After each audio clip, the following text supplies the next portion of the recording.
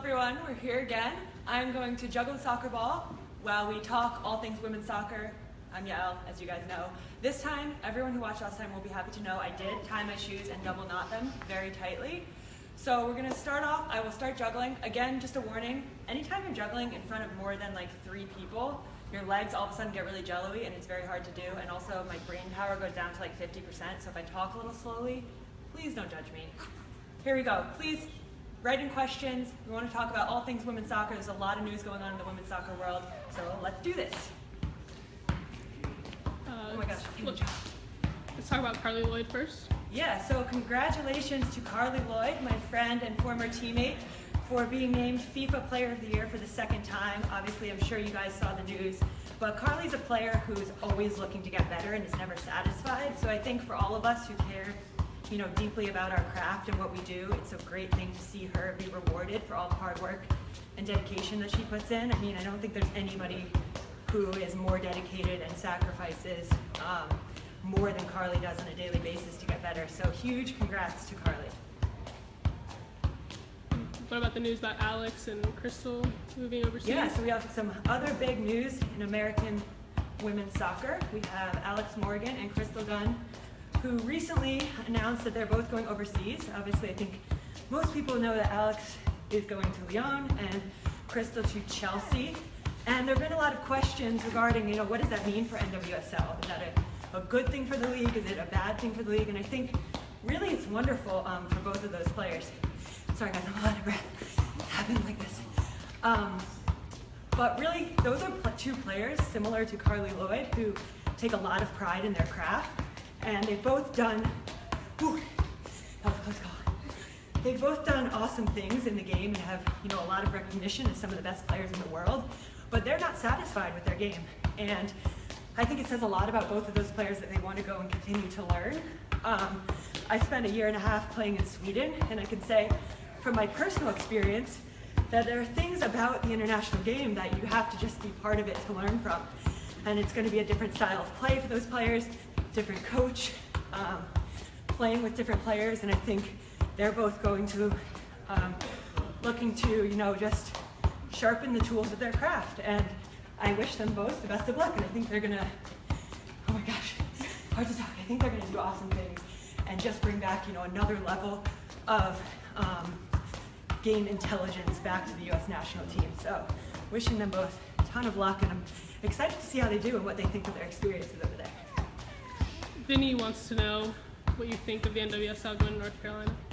Hey Vinny, I obviously went to the University of North Carolina, so I'm very familiar with the soccer culture in North Carolina. With thigh double snuck in. And North Carolina has a wonderful women's soccer culture surrounding the UNC Tar Heels. Also, the Carolina Courage was part of the WUSA, the first women's professional soccer league. Is my shoe coming in hard? No, okay, we're good.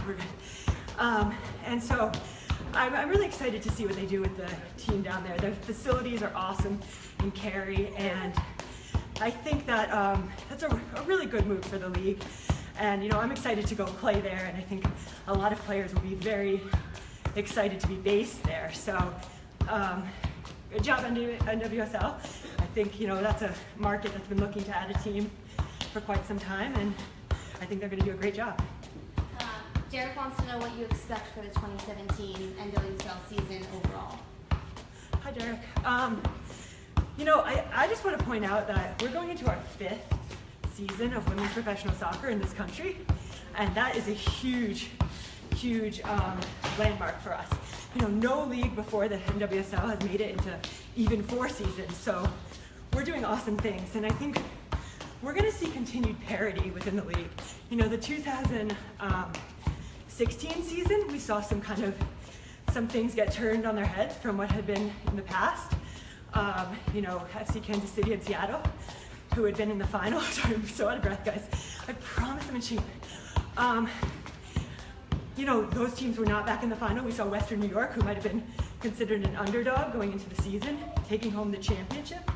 And I think, that makes the league exciting when you never know on any given day who's going to win. And I think it's going to be more of the same this next season. I think we're going to see some surprises and you know, every game is going to be so close and so competitive, which as a player is great, and it's also, you know, you can't take any time off. So it's sometimes as a player it gets a little stressful, but that's, you know, that's why we prepare and train hard so that we can hopefully FC Kansas City can win it all. Just saying that. That's just a prediction, but you know, I may have a vested interest there. Whew, almost lost it. Okay, any more questions? The draft is coming up. What advice would you give the college players entering the league? Yeah, the draft is on Thursday for NWSL, and I think that's obviously a really exciting time for the players who are involved. And I would say, you know, now it's scary how much time flies by. I'm about to enter my 9th professional season. So I'd really tell those players, you know, cherish these moments, the beginning of your career. You have an opportunity to not only, you know, start fresh, but really to become the player that you want to become. And, you know, some people think, oh, I am who I am. I've finished my college career. I'm going to go pro. But really, like, now is when it begins. And, you know, even since the time I signed my first professional contract until now, the amount I've learned and changed as a player is really phenomenal. And I owe that to my coaches, teammates, playing overseas, playing in this country. So I think if I were those players, I'd really try to see it as a beginning, you know, not, it's a great accomplishment, but it's really a beginning of a next stage. Why am I so out of breath? You guys, I promise if you try juggle for 5 minutes, you'll be out of breath. Please don't judge me. Send in more questions. I will try to answer them. I can do a few deep breaths. Yeah, Okay. take some breaths. What else do you guys want to know? Kushal wants to know, who is your favorite men's player? Ooh, that's hard. How about Messi or Ronaldo? Oh, between Messi and Ronaldo? Yeah, let's go with that. Okay, well, oh gosh. I mean, I prefer Messi if I had to pick. I mean, I don't think, really, that argument is almost ridiculous because Messi and Ronaldo are two of the most ridiculous players ever to step foot in the soccer field. But personally, I like Messi, and that's because I think that Messi brings something to the game that's kind of unexplainable, and I've tweeted about this a lot. He's like some kind of alien or something. There's seriously, like, Messi's not a human being. I think Cristiano Ronaldo is obviously phenomenal, but he does things that I've seen before. Like, he does a step over move, and it's sick, but I've seen a step over move. He runs really fast, which is awesome. He, you know, gets up, finishes with great timing. But Messi does some things I literally have never seen in my life. Like, I don't even think they're physically possible to practice. And for that reason, it makes it more interesting for me to watch him. So yeah, I would say Messi if I had to pick between those two, but I would like someone to do some kind of DNA testing on him because something is not right there. Like, that's not a human being. It's not right. I saw him play live too, and it was like even more surprising. Like, he's unbelievable. Take a couple breaths, and then I have another question for you. Okay, I'm ready. I did 2 breaths. Jackie wants to know if you have any advice for young players who are just learning how to juggle. Because clearly you're good at it. Well, one thing I tell players is there is no magic to this. I've spent hours and hours mastering the skill. So I would tell you, Jackie, the most important thing to do is just to practice repetitions of the correct technique and to be patient with yourself. So I'd start with the ball in my hands and just do 1 juggle with the right, 1 with the left, and keep repeating that until I'm comfortable. Then try to do 2 juggles, catch, 3 catch. You might even want to practice juggling with 1 bounce in between. So yeah, really, there's no shortcut, there's no magic to the technique. You just gotta practice repetitions of the basics, and eventually it will click, I promise. It may take you some months. Sometimes it really helps if your parents throw in a little like incentive. Like when you do 50 juggles, you get a Mia Hamm jersey. I don't know, that's just a hypothetical situation. I don't know if that ever happened before. But parents, that really helps if you want your kids to learn to juggle. Brian wants to know what your shirt means. Oh, hey Brian. So this is Techni, which stands for the new company I just launched, Techni Football, which is a technical training app for players. And what I've done is I've compiled all the things I've done over the years into a 30-minute technical session each week. And if you subscribe to the app on technifootball.com, you can train using it. You get a cool shirt like this, you get some wireless headphones, some training socks, and people all around the world doing the sessions. So they're all competing on leaderboards to see who's training the most. It's pretty cool. Check it out, Techni Football. Julian wants to know what the most memorable moment of your career is. Oh man. Julian, that's a hard one. Definitely a couple. I think winning the 2008 NCAA championship with UNC was one of them. I was really lucky to get to win my last ever college soccer game. Absolutely every time I've appeared for the U.S. women's national team has been incredibly special.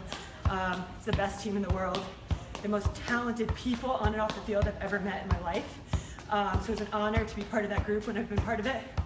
But I think I said this last time, I'm kind of weird with this. Like, I love the moments that may not seem big. You know, the times playing soccer tennis against my sister, and now she beats me every time. It's ridiculous. That's a whole nother topic.